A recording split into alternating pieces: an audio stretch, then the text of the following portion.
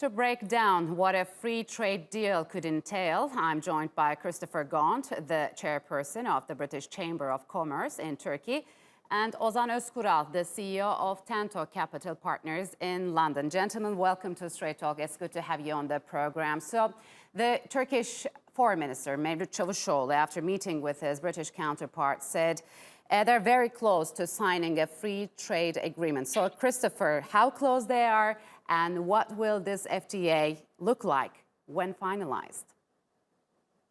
Well, I mean, they're very close. I mean, we have a team of negotiators in Ankara who are working with their counterparts in the Turkish ministries. And I mean, the good thing is we have two willing partners who want to make an agreement. So, there's no issues there.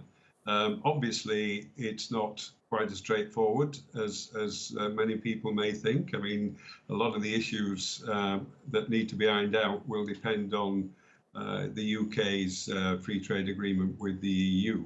But I think, as far as I'm aware, most of the main issues have been ironed out, and we are planning for what we expect, and that is to have a mutually beneficial. So what are the most sticking points before the deal?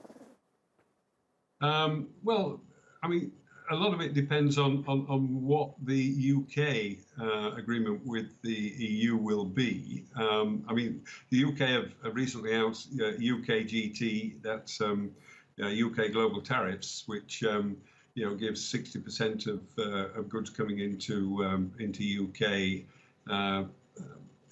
beginning in 2021, which will be free of tariffs and on WTO terms. Mm-hmm. So there is a strong platform there to ensure that we have a frictionless arrangement with Turkey, and we roll over what we currently enjoy.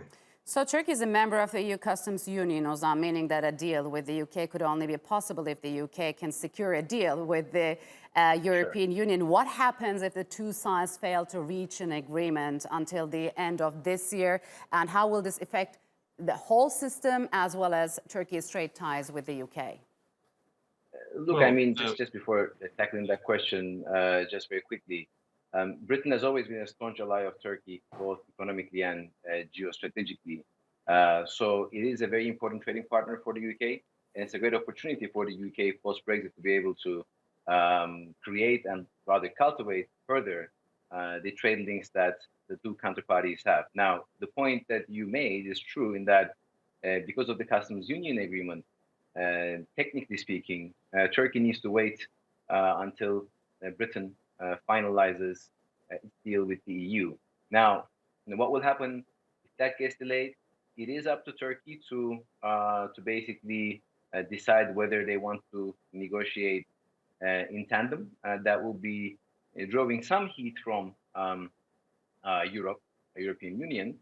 But given the importance of the trade agreement in place, I think that is one possibility that may kind of happen. Right now, what the UK is quite focused on is doing what we call rollover agreements, which basically effectively mirror the existing EU agreements with the counterparties, and then to move on to something called the rollover plus agreement, similar to what UK has done with Japan, which includes different provisions around certain different areas.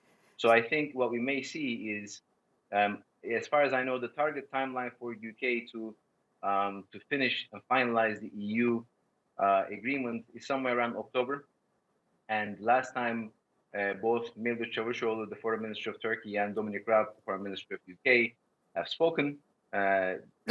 So forward by Liz Truss, I think the timeline is going to be by the end of the year. But Christopher, given the fact that the EU-Canada free trade agreement took about 7 years to complete, do you think 4 months is a realistic time frame?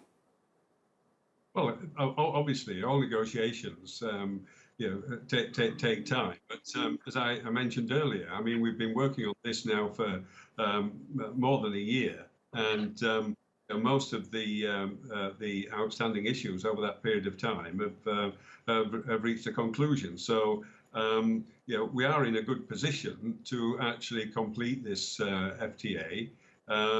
within that timescale, and that's what we expect to do. I mean, there may be some outstanding issues that will roll over beyond the end of this year, but I think the main areas have already previously been covered. So now that the UK has officially left the EU, Ozan, Turkish exports to the UK will be exposed to competition from Chinese, Vietnamese, and other Asian firms. How will Turkey withstand with this tough competition and continue and possibly to grow its trade ties with the UK? Sure. Look, I think Turkey is a great alternative to UK in terms of trade relationship to China. We live in a world where geopolitically countries in the West are looking to hedge out of depending so much on China for a lot of their trade relationships. Now, that's not an easy task to do. It will not take a short amount of time to execute. But Turkey, out of all of the emerging market countries, and certainly those that are closer to Europe, provides a great opportunity and an alternative to China. Now, equally, we live in a post-COVID-19 world where we may find that the biggest threat to that enhancement of trade is not necessarily just China, but the propensity for UK to look at bringing a lot of the high-value manufacturing onshore.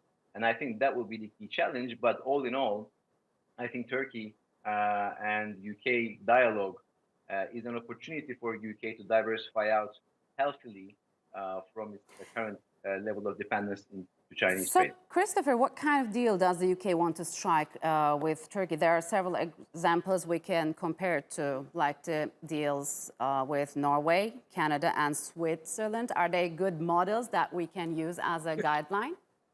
And the Australian model has also been used as an example as well. But just following on from what was just discussed, I mean, we're receiving a lot of inquiries from UK companies who are looking to realign their supply chains away from Southeast Asia and China in particular. And Turkey is could become a manufacturing hub, and we actually promote that back to our UK companies.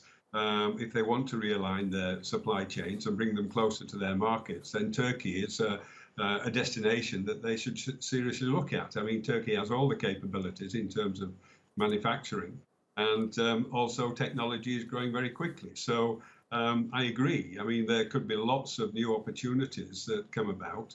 We're also seeing an increased level of Turkish companies investing in UK. So there's a lot of new potential there that given we reach the agreement that we expect, then the relationship will continue to grow. I mean, we've got 19 billion, almost, well, not 20 billion yet, but 19 billion pounds worth of bilateral trade to protect, and that's what we intend to do. And once we've reached that agreement, that will actually increase. So all the opportunities are there. We just need to make sure that we get this free trade agreement across the line. So you're optimistic that you'll reach an agreement with the European Union by the end of this year? Well, I can't give you a straight answer on that one. I mean, it's as far as that negotiation is concerned, it's going to be tight, obviously. And the information that we receive is that work's going on. There are obviously going to be compromises on both sides, but it's very likely that those compromises will be made. All right, gentlemen, I'm afraid we'll have to leave it here. Thank you for joining us on Straight Talk.